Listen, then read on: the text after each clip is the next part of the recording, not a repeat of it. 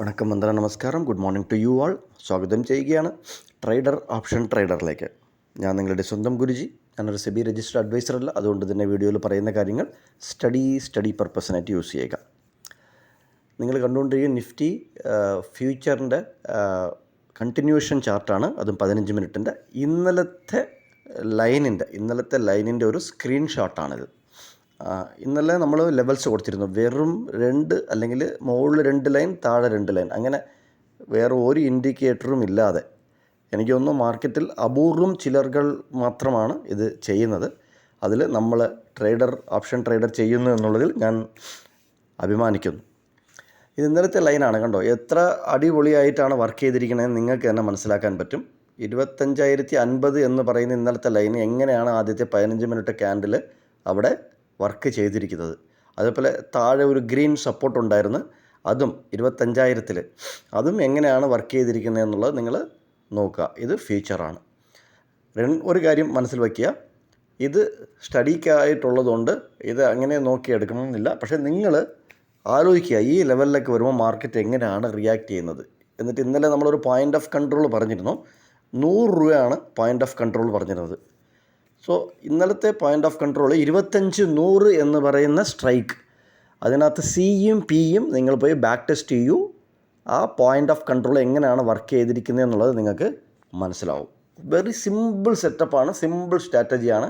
കൂടുതൽ കാൽക്കുലേഷനോ കൂടുതൽ കോംപ്ലിക്കേഷനോ ഒന്നും നമ്മളിവിടെ ഡിസ്കസ് ചെയ്യാറില്ല. കൂടുതൽ ഇൻഡിക്കേറ്ററോ EMA ബൊളിഞ്ചർ ബാൻഡോ അങ്ങനെ ഒന്നും നമ്മളിവിടെ ഡിസ്കസ് ചെയ്യുന്നില്ല. നമ്മളിവിടെ ഡിസ്കസ് ചെയ്യുന്നത് 2 ലൈന് മുകളിൽ വരയ്ക്കുന്നു, താഴെ വരയ്ക്കുന്നു, ഒരു പോയിൻ്റ് ഓഫ് കൺട്രോൾ പറയുന്നു. അതിൽ നിന്ന് നിങ്ങളെടുത്ത് സ്ട്രൈക്ക് വൈസ് നോക്കിയാൽ എവിടെയൊക്കെയാണ് ഈ പോയിൻ്റ് ഓഫ് കൺട്രോൾ നമുക്ക് കൺട്രോൾ എടുക്കുന്നത് എന്നുള്ളത് നിങ്ങൾ മനസ്സിലാക്കിയാൽ നിങ്ങൾക്ക് ഈസി ആയിട്ട് നിറച്ച് പ്രോഫിറ്റുകൾ മാർക്കറ്റിൽ ഏൺ ചെയ്യാൻ പറ്റും, സ്വന്തം അനാലിസിസ് കൊണ്ട്. ഓക്കെ, നമുക്ക് ഇന്നത്തെ കാര്യത്തിലോട്ട് വരാം പെട്ടെന്ന് തന്നെ. ഇന്നത്തെ ചാർട്ടാണ്, 15 മിനിറ്റിൻ്റെ ക്യാൻഡിൽ സ്റ്റിക്കിൻ്റെ നിഫ്റ്റി ഫ്യൂച്ചറിൻ്റെ ചാർട്ടാണ് ഇത്. ഒരു കാര്യം വീണ്ടും ഇവിടെ പറയുകയാണ്, ഫ്യൂച്ചറും സ്പോട്ടും 25,000 താഴെ ക്ലോസ് ചെയ്തിരിക്കുകയാണ്.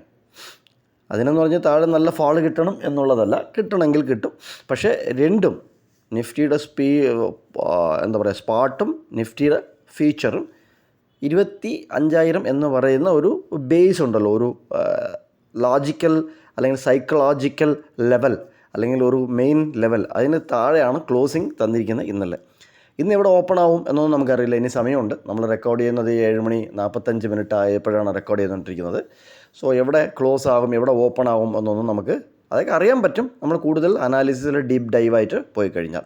ഓക്കെ, സോ നമുക്കിവിടെ 95 രൂപയാണ് പോയിൻ്റ് ഓഫ് കൺട്രോൾ കാണുന്നത്. ഇതിനകത്ത് 95 രൂപയാണ് പോയിൻ്റ് ഓഫ് കൺട്രോൾ ഇന്ന് കാണുന്നത്. ഈ ലെവൽ നോക്കുക. എന്നിട്ട് അതിനനുസരിച്ച് ഫ്ലാറ്റ് ഓപ്പൺ ആയാൽ ഏതൊക്കെ സ്ട്രൈക്കിൽ, ഫ്ലാറ്റ് അല്ല ഒരു ഗ്യാപ്പ് ഡൗണോ ഒരു ഗ്യാപ്പ് അപ്പ് ഓപ്പൺ ആവണമെങ്കിൽ പ്രീവിയസ് ഡേ ഹൈക്ക് മുകളിൽ ഓപ്പൺ ആവണം. ഗ്യാപ്പ് ഡൗൺ ആണെങ്കിൽ പ്രീവിയസ് ഡേ ലോയ്ക്ക് താഴെ ഓപ്പൺ ആവണം, അല്ലെങ്കിൽ ഇൻസൈഡ് ഓപ്പൺ എന്നാണ് പറയുന്നത്. അത്രയേ ഉള്ളൂ. 3 ടൈപ്പ് ഓഫ് ഓപ്പണേ ഉള്ളൂ. ഒന്ന് ഗ്യാപ്പ് അപ്പ് പറഞ്ഞാൽ പ്രീവിയസ് ഡേ ഹൈക്ക് മുകളിൽ, ഗ്യാപ്പ് ഡൗൺ പ്രീവിയസ് ഡേ ലോയ്ക്ക് താഴെ ഓപ്പൺ, മൂന്നാമത്തത് ഇൻസൈഡ് ഓപ്പൺ. അത്രയേ ഉള്ളൂ. ഇന്നലത്തെ ഡേ ക്യാൻഡിലിൻ്റെ ഇൻസൈഡ് ഓപ്പൺ ആകുന്നതിനാണ് ഇൻസൈഡ് ഓപ്പൺ എന്ന് പറയുന്നത്. അതായത് ഇന്നലത്തെ ഡേ ക്യാൻഡിലിൻ്റെ ഹൈയിനും ലോവിനും ഇടയ്ക്ക് ഓപ്പൺ ആകുന്നതിനാണ് ഇൻസൈഡ് ഓപ്പൺ എന്ന് പറയുന്നത്. സോ ഇത് നോക്കുക. പോയിൻ്റ് ഓഫ് കൺട്രോൾ വീണ്ടും പറയുകയാണ് 95 രൂപയാണ്. ഇന്ന് വെള്ളിയാഴ്ചയാണ്. സോ വീണ്ടും ഒരു വീഡിയോയിൽ കണ്ടുമുട്ടാം. കണ്ടതിൽ നന്ദി, നമസ്കാരം. Thank you very much.